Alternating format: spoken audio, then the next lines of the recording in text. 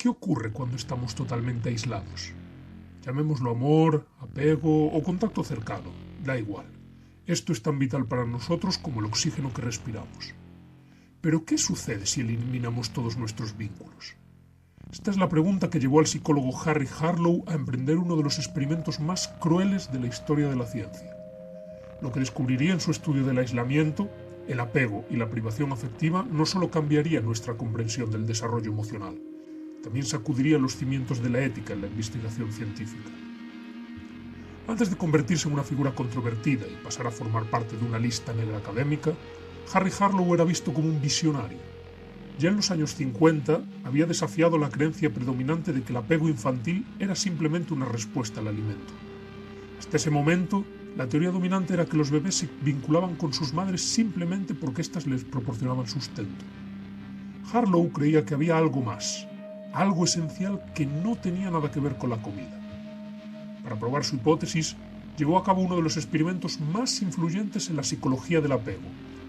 Utilizó monos rhesus recién nacidos, a los que separó de sus madres biológicas.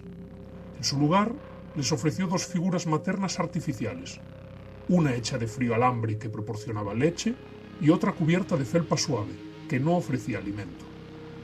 Los resultados fueron reveladores. Los monos pasaban casi todo su tiempo abrazados a la figura de felpa, solo abandonándola brevemente para alimentarse de la figura de alambre. Incluso en momentos de miedo, los monos buscaban consuelo en la figura de felpa, aunque no les brindase nada tangible, como la leche de la figura metálica. Este experimento demostró que el contacto físico y la sensación de seguridad eran más importantes para las crías que el alimento, para su desarrollo emocional. Sin embargo, Harlow no se detuvo ahí, sino que fue más allá. Fascinado por el impacto del amor en el desarrollo, decidió explorar el otro lado de la moneda. ¿Qué pasa cuando el amor se niega por completo? Fue aquí donde su trabajo comenzó a adentrarse en una oscuridad que pocos científicos se atreverían a explorar. En los años 70 ideó un nuevo experimento, el pozo de la desesperación.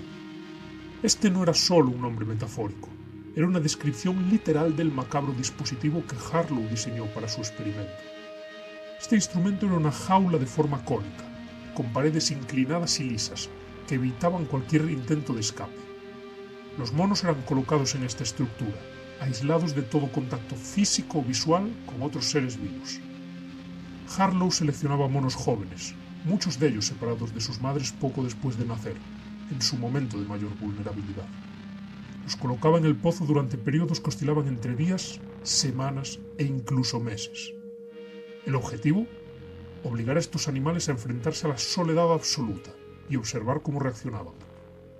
El propio Harlow describió el dispositivo como una cámara de tortura, un término que refleja la brutalidad del experimento.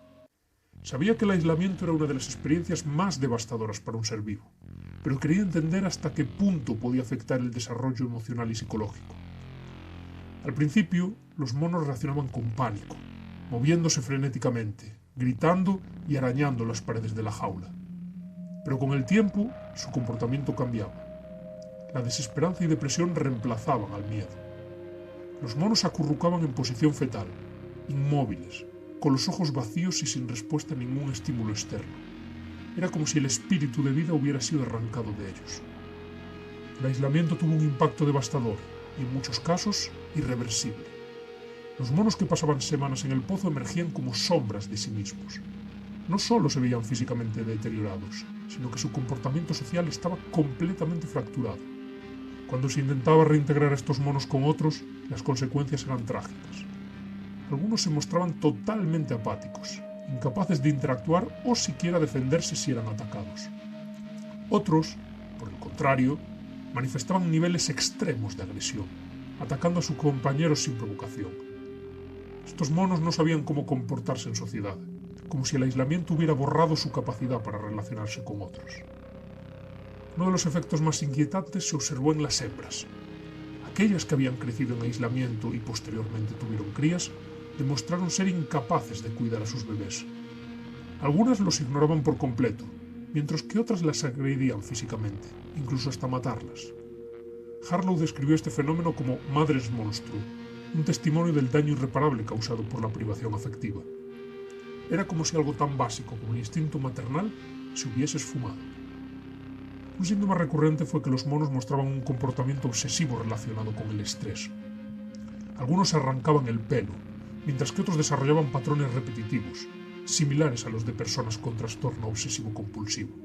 Este tipo de autolesión recuerda precisamente los efectos del aislamiento prolongado en humanos, como los que experimentan las personas en confinamiento solitario.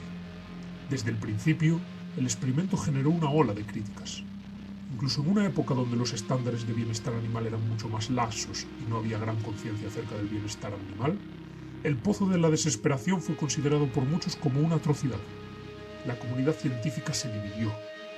Los defensores de Harlow argumentaban que su trabajo había revelado verdades fundamentales sobre la importancia del amor y el apego, información crucial para comprender el desarrollo humano. Pero sus detractores lo acusaron de crueldad innecesaria. Esto no es ciencia, es tortura gratuita, afirmaban. El impacto del experimento trascendió los laboratorios. Los descubrimientos de Harlow ayudaron a entender las consecuencias del abandono infantil, particularmente en niños que crecían en orfanatos sin suficiente contacto afectivo. También influyeron en políticas de adopción y cuidado infantil, reforzando la idea de que el contacto físico y emocional es vital para el desarrollo. Sin embargo, el costo ético de estos hallazgos sigue siendo objeto de debate. ¿Era necesario infligir tanto sufrimiento para llegar a estas conclusiones, que muchos consideraban obvias? El pozo de la desesperación no habla solo de monos, habla de nosotros. Sus resultados resuenan en fenómenos humanos, como el abandono infantil, la soledad extrema y el confinamiento solitario.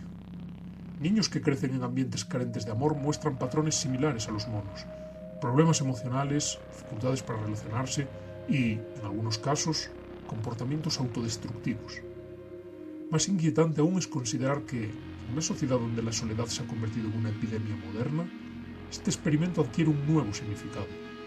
¿Estamos, sin saberlo, construyendo nuestros propios pozos de desesperación? El aislamiento social, la desconexión emocional y la falta de contacto humano están dejando una huella profunda en nuestra salud mental. El legado de Harlow es complejo. Por un lado, sus descubrimientos transformaron nuestra comprensión del amor y el apego, ayudando a innumerables niños y familias. Por otro lado, su enfoque despiadado planteó preguntas sobre los límites de la ciencia y el costo ético del conocimiento. Hoy, el pozo de la desesperación se recuerda como un experimento que empujó los límites de la ciencia hasta un lugar oscuro. Es un recordatorio de que, aunque la búsqueda de respuestas es fundamental, nunca debe sacrificarse nuestra humanidad en el proceso. ¿Y vosotros, qué opináis sobre este experimento? ¿Extrema crueldad gratuita o sacrificio necesario por un bien mayor? ¿Hasta qué punto nos influye la falta de contacto? Podéis dejarme abajo vuestros comentarios, darle like y suscribiros si os ha gustado este vídeo. Nos vemos en próximas historias.